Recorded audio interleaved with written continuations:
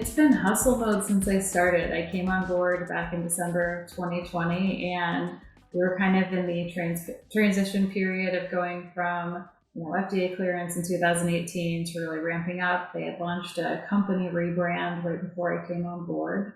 And I kind of picked up, dove in, tried to figure out how are we going to expand our digital footprint and not only get the awareness play out there from a brand standpoint, but really get folks to adopt the technology in the market. So digging through and kind of familiarizing myself not only with the new industry and new technology, but also kind of peeling back the onion to figure out what's working and what could potentially work. It has been nonstop ever since I started, which is a good thing.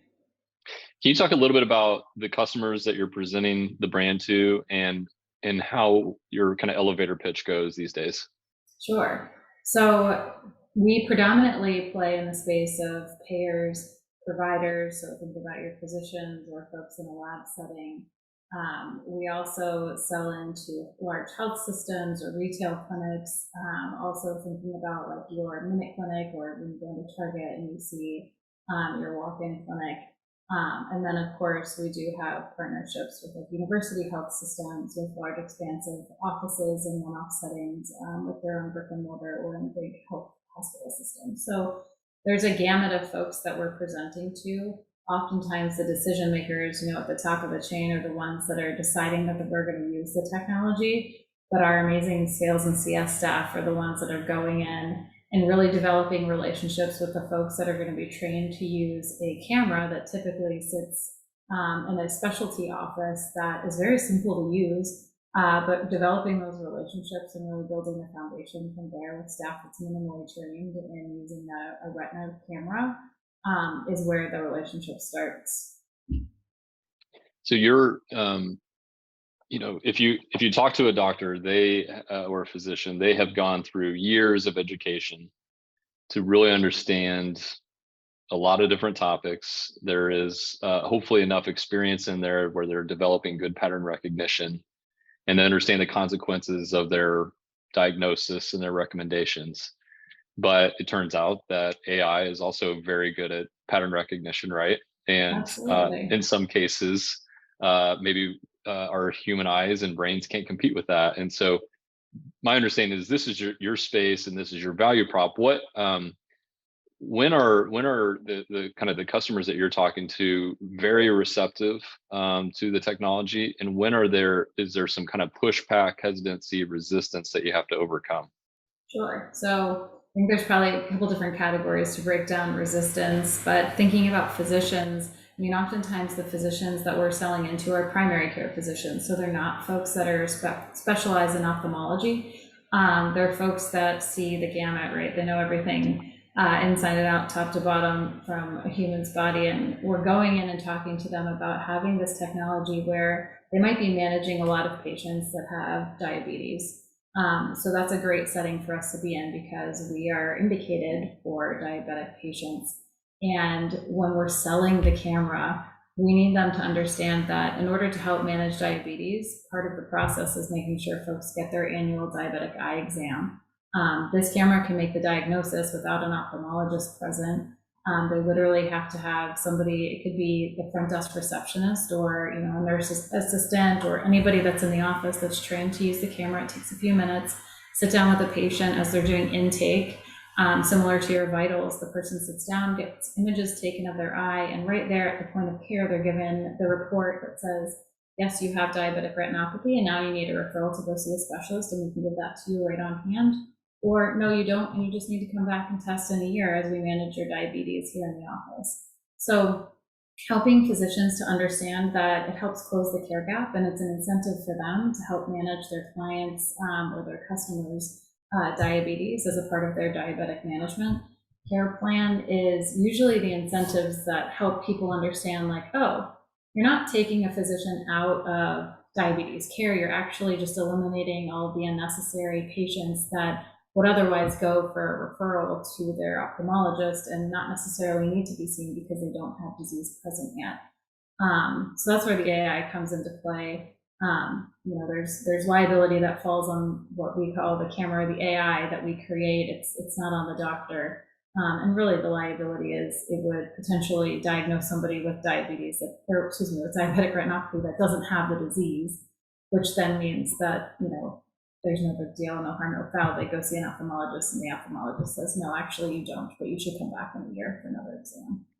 Yeah, that's that's one thing that's interesting about AI is that you can program it to be more conservative or more aggressive, I guess, on that front, where you have false positives and that type of thing, and you can kind of tweak that over time. And again, the nice thing is that you're doing that sort of globally with your product versus having to talk to an individual person and then the next individual person. So you can kind of learn and get smarter every time.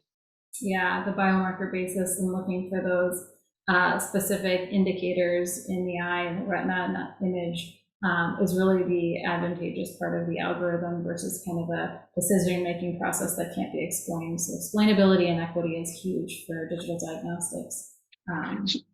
So part of your marketing efforts, you are explaining the value prop to many different segments you had just mentioned. Is there a point where you say, and this is how you relay that to patients, so they understand the value? Is there education with the patient that needs to happen, or is that less of a concern right now? Yeah, so we spend a lot of time helping our customers that we're selling to explain the importance of the severity of what could potentially happen if you're diagnosed with diabetes. And one of those complications is diabetic retinopathy. So helping providers to explain the impact of diabetic retinopathy, which ultimately leads to blindness. However, if caught early enough, can be managed and blindness can be avoided altogether. We spend a lot of time talking to folks about that, so customers and users, if you will, can be able to explain that to a patient that's sitting in front of the camera, and really make this less scary for them. It's just easier for them to understand at that level.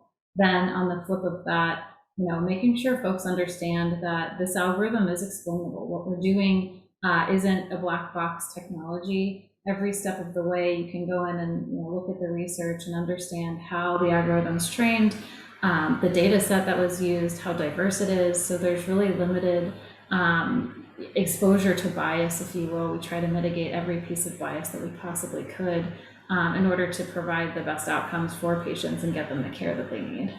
Yeah. So what about you personally? Before you were at Digital Diagnostics, you probably had more than one option of where you could spend some time in your career. What was it that drew you to this field? Yeah, so funny enough, I always kind of refer back to my connections to humans from a marketing and PR standpoint. Like the only place that I could say that I've gotten to the next one is by dwelling and focusing on my connections within the industry. So I actually got here through a connection of somebody I work with and I've worked with for the past 10 years. I continue to work with him here at Digital Diagnostics. With Jason Fry Design. He introduced me to Seth Rainford when I was making a move with my family during the COVID pandemic. And I was fortunate enough to sign on with Digital Diagnostics due to that connection. And, the biggest draw to me was the fact that this company truly looks for people who want to do good. You just want to do things that are good for people. It was healthcare, which is awesome, but it was also just a great group of people who are very smart, who are trying to move the needle, who are really rooted in an ethical foundation and understanding, how are we going to improve patient lives and do it the right way? It might take much longer. We might have to work a lot harder, but we want to do what's right for patients. And that was really inspiring for me to learn about, and I wanted to be a part of that.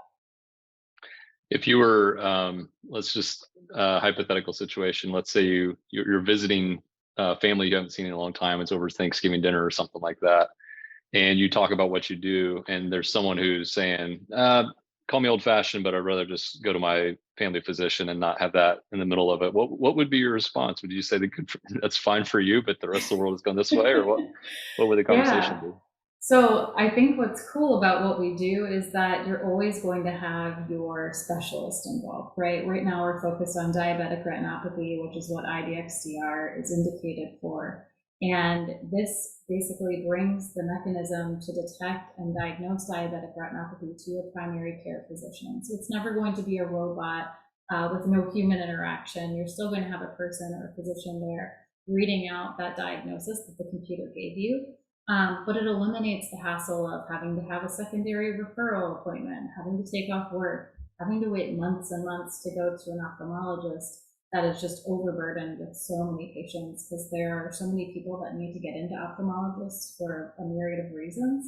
However, there's only so many hours in the day and so many ophthalmologists that have the time to see these thousands of patients that need to get in. So in order to eliminate the burden of time and stress and time off work and transportation, just go see your primary care physician. It's really easy. You could even go to a diagnostic location where you get your labs done, and there might be an IDXDR there that you can just get a referral for and get that done. So it takes the burden both off the physician and off the patient, which I think is a big leading edge for us to sell on. Yeah, the accuracy of it, I think, is fascinating and exciting, but in practical terms, just the fact of cutting out days and weeks, potentially months, to be able to get direction or have some more knowledge as a patient, like nobody's going to fight that. Everybody is looking for that. Yeah, absolutely. And I think too, you think about all of the time that you spend doing just mundane things, even as simple as calling and waiting on hold to schedule that appointment. That's all gone with this. And you schedule one appointment, you go in, you sit down, it's all explained right there to you, and there's no waiting period. So if you are diagnosed with diabetic retinopathy, on the spot, they make that referral to ophthalmology. And the reason Michael Abramoff founded this company was because he was seeing so many patients in the beginning of his career that it just took them too long to get to him, to be seen, to be treated for their diabetic Yeah. retinopathy, and they were going blind. So he knew there had to be something to do to eliminate that gap in time between diagnosis and specialist care. And this is the answer. So you have this technology. It sounds like people are buying in. How would you characterize the growth, at least since you started? Um, how would you speak to that? And it's been exponential. I think people are really excited about the technology. I think as much as they're excited about the technology, we've created this really foundational mechanism around trust. People really understand what we're doing, and it's in the data. We back everything up with data. It's super transparent. I mean, Michael will speak to anybody and everybody he can to help them understand the algorithm itself and how it works, and the principles behind how he founded the company. And he's written kind of the book, if you will, on ethical foundational principles. So I think people are just as excited about that and being able to explain this to their patients as well as Michael can, as much as they are excited about a new technology and kind of eliminating some of those burdens in the workplace. I'm guessing that I'm going to just make an assumption that your biggest challenge wasn't lack of growth, but maybe even too much growth. That's sometimes a bit of a challenge. What would you? Are there anything from a marketing standpoint, growing the brand standpoint, where you would say that was a tough challenge? I'm glad we're on the other side of that now. From a marketing standpoint, I think we have been working so well with our customer success folks, so all the folks that go site to site to implement, and our sales team, that we finally struck a balance between, like, what is the customer asking for? What are those question marks behind kind of the FAQs that we could create to help resolve some of the repeated answering that those folks are doing? And then also, like, how fast they're going when they're implementing. I mean, sales can sell nonstop. People are pumped about this and they want it into their health systems. But if CS can't keep up due to equipment or due to travel schedules or just limited human resources in order to actually physically go and get these things implemented, we need to be able to kind of fill the space to educate, with e-learnings and all of those things. So trying to figure out the balance of, like, how many contracts to sign and how quickly we can promise that we can get these systems implemented, to what is the time to get the systems implemented, how quickly can we get folks trained. We've developed a lot of different tools with our sales and CS folks to help train our customers ahead of time by e-learning, so they can kind of preemptively coach themselves through, learn how the machine works, and then once our CS folks are there for implementation, they're hitting the ground running. There's not a lot of startup, if you will. It's, as we like to kind of joke internally, literally just need a plug to plug the system in, and then we're going. That's cool. Have you? I'm curious. Have you had any kind of firsthand stories or feedback from customers that were, more rewarding or kind of confirmed? Yeah, this is why I'm doing this. Yeah, I think two things come to mind. One, we recently have a story at OSF Healthcare where they were able to capture two patient stories. One where one of their patients was diagnosed with diabetic retinopathy, and the other was not diagnosed with diabetic retinopathy. She was given a clean bill of health. And both of these patients were so grateful for the technology because both of them had limited schedule time to get in to see their primary care physician, let alone thinking about going to a specialist and scheduling all of that. So being able to kind of relieve the burden of, okay, I know I have diabetes, I'm managing my care, I have some anxiety about what diabetic retinopathy could mean for my future in terms of going blind, which is one of the biggest fear in these patients. And both of these women sat down, and the one that was diagnosed with diabetic retinopathy, despite feeling a sense of, oh my gosh, what does this mean for me? What is next? She felt prepared and knowing she had the answers, and she could sit there and talk with her primary care physician through a care plan. And now she has a plan to go see an ophthalmologist where it relieved a lot of that burden. And now her vision can be saved and managed at a much earlier manner. If she had just put it off long, who knows what could have happened. So that's one story. I think the other one is kind of interesting from a customer standpoint. Oftentimes you'll see these cameras in different primary care locations that don't have IDXDR installed yet. And we like to ask people, like, what if there was a diagnostic capability versus an overread capability where you kind of had to work through, send results out to a specialist physician, wait a few days, then call your patient back and say, okay, we learned that you have DR. And one of the physicians we recently talked to as we were doing some data collection, she said, being able to use this as an incentive to help my patients manage their diabetes, and also remind them that we're here to help them, or we're not here to burden them with just one more thing they need to do, is incentive enough to help incentivize care. So the fact that we can be a catalyst to incentivizing care because they can provide results at the point of care when somebody's sitting in front of you is so important to us. And this woman was like, being able to literally talk face to face with somebody and give them a diagnosis and be a human in this interaction versus sending it off to an administrator that's less involved with them as a person, just means the world in order of patient care. So to have that element of people and caring about humans, I mean, that goes back directly to our behaviors that we just embrace as our core behaviors as a company. That's fantastic. I think we all know that there is this sort of, in some cases, fear of the unknown with AI, and what does that mean? Is this better? Is it worse? Is it a threat to careers, things like that? And what I'm hearing is that it's not less human. In fact, it's more human because we can eliminate the unknowing, the paperwork, the time delays, and all of that. And you can get, not only is it immediate, but it's a more immediate to that human connection. Because I think most people can relate to that. Oh my gosh, it's 3 weeks or 3 months and I still don't have results. And that the unknowing is almost worse than just having a bad diagnosis, but at least you can deal with it. And now let's get on with the knowing of it. So I think a lot of us can relate to that, but it's surprising. I think it would be surprising for a lot of people to hear that you can get the results quick enough. Now you can talk to somebody about it, right? It can be more human experience. Right. And how often have you left your doctor's appointment knowing that you're going to get a call back, and then you accidentally miss that call 2 days later, and then you spend another, couple days trying to get back in touch with your physician because they're busy too. So yeah, eliminating that time burden is a huge benefit to this IDXDR AI. Well, we're all patients in some point in our life, and so I think these types of technologies that improve the patient outcome, I think, should be well received by everybody, and it just creates more value in the system and less of the thing that everybody has always bemoaned, which is everything takes too long, or there's too much paperwork and too much waiting and that type of thing. So it's an exciting time. There's so many of these technologies like this that I think are helping. It's this system that we've all known as flawed, I feel like, is going to see some big jumps happening right now.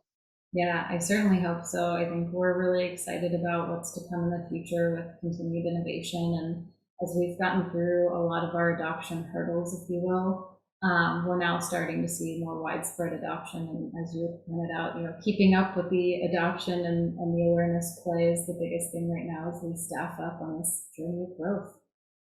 Do you think you're past the early adopters and into the mainstream now, or where would you say you're at? I think we're right on the cusp of that. Mhm. We're just about to make that big breakthrough. We're going through a lot of hiring right now, which is very exciting. I think our team is really excited to be here. We have a great core group.